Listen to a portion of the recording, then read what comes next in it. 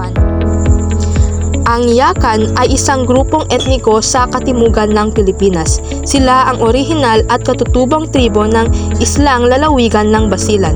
Ang Yakan din ay matatagpuan sa peninsula ng Zamboanga.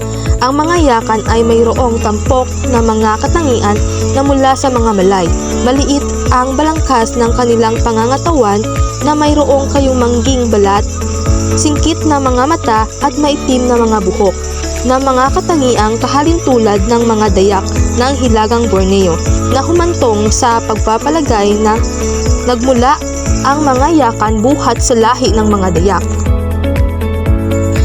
Ang mga tao ng Yakan ay mga magsasaka, sila'y naninirahan sa bundok na rehiyon sa loob ng Basilan.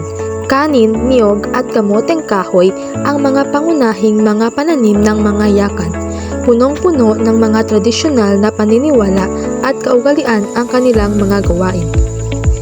Ang mga Yakan ay mahilig sa sining. Ang karamihan sa kulturang material na kanilang tinataglay o ginagamit ay makasining na ginagawa at maukulay na pininturahan.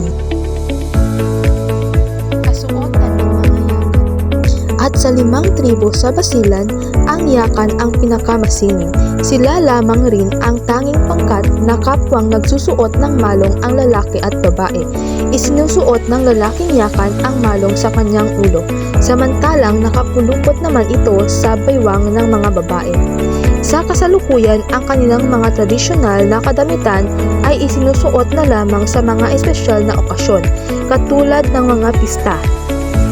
Isa din ang bahag na isinusuot ng mga lalaki.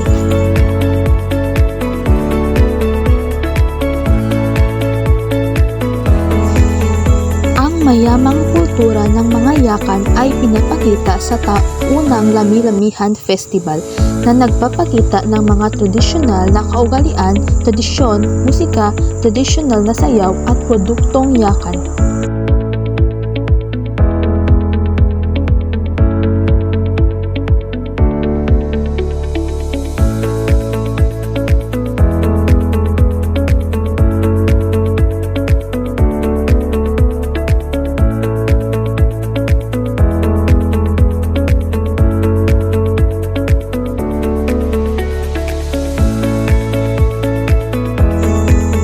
Sikat ang Basilan sa pagkain nitong kalia manok o Yakan chicken.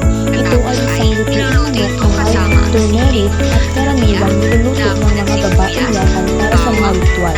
Ang manok ay dumadaan sa ritual na kasal bago patay.